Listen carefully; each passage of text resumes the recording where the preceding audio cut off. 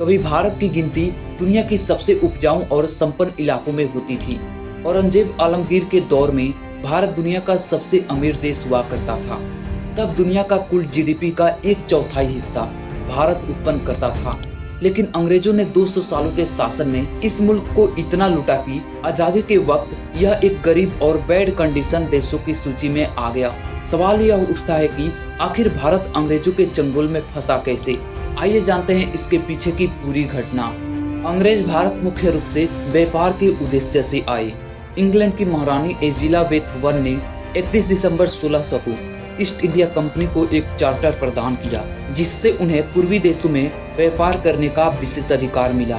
यह एक व्यापारी कंपनी थी जिसका उद्देश्य एशिया, विशेष रूप से भारत से मसाले, रेशम, कपास, चाय और अन्य मुलायम वस्तुओं का व्यापार करना था।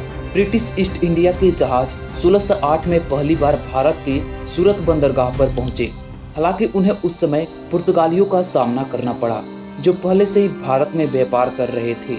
1609 में ब्रिटिश ईस्ट इंडिया कंपनी ने भारत में अपने व्यापारिक हितों को मजबूत करने के लिए इंग्लैंड के राजा जेम्स वन ने मुगल सम्राट जहांगीर के दरबार में सर थॉमस रो को अपना राजदूत बनाकर भेजा। उसके मिशन का मुख्य उद्देश्य मुगल साम्राज्य से ब्रिटिश व्यापारियों को भारत में व्यापार करने की अनुमति प्राप्त करना था। थॉमस रो ने जहांगीर के दरबार में लगभग 3 साल बिताया और इस दौरान थॉमस रो ने मुगल दरबार में एक चतुर डिप्लोमेट के रूप में काम किया। रो ने जहांगीर और उसके दरबारियों के साथ अच्छे संबंध स्थापित करने के लिए कूटनीति, उपहार और संस्कृति समझ का सहारा लिया। वह मुगल दरबार के आंतरिक कामकाज को समझने में माहिर था और उसने जहांगीर को अंग्रेजों की व्यापारिक गतिविधियों के प्रति सहानुभूति और समर्थन के लिए राजी किया। जहांगीर ने अंग्रेजों को सूरत सहित कई जगहों पर व्यापार करने की अनुमति दी। जहांगीर से मिले अधिकार के बाद ईस्ट इंडिया कंपनी ने भारत में अपने व्यापारिक केंद्र यानी फैक्ट्रियां स्थापित करना शुरू किया। सूरत में उनकी पहली फैक्ट्री थी। बाद में उन्होंने मद्रास, बॉम्बे और कोलकाता में अपनी फैक्ट्रियां स्थापित करना शुरू किया। उस समय पुर्तगाल, डच और फ्रांसीसी भी भारत में व्यापार कर रहे थे।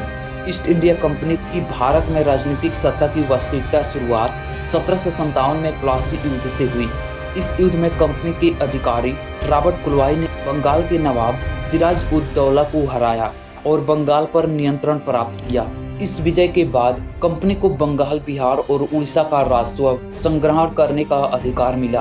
1857 के भारतीय स्वतंत्रता संग्राम के बाद ब्रिटिश सरकार ने ईस्ट इंडिया कंपनी का शासन समाप्त कर दिया और भारत में सीधे ब्रिटिश राज के अधीन कर दिया। 1858 में भारत सरकार अधिनियम पारित हुआ और इसके साथ ही ब्रिटिश सरकार ने भारत पर डायरेक्ट शासन करना शुरू कर दिया। इसके बाद भारत ब्रिटिश साम्राज्य का एक हिस्सा बन गया और इस प्रकार भारत पूरी तरह से गुलाम हो गया। दोस्तों, आपको ये वीडियो कैसी लगी हमें कमेंट करके जरूर बताएं और आप इस चैनल पर पहली बार विजिट किए हैं तो आप इस चैनल को सब्सक्राइब जरूर कर लेना। धन्यवाद।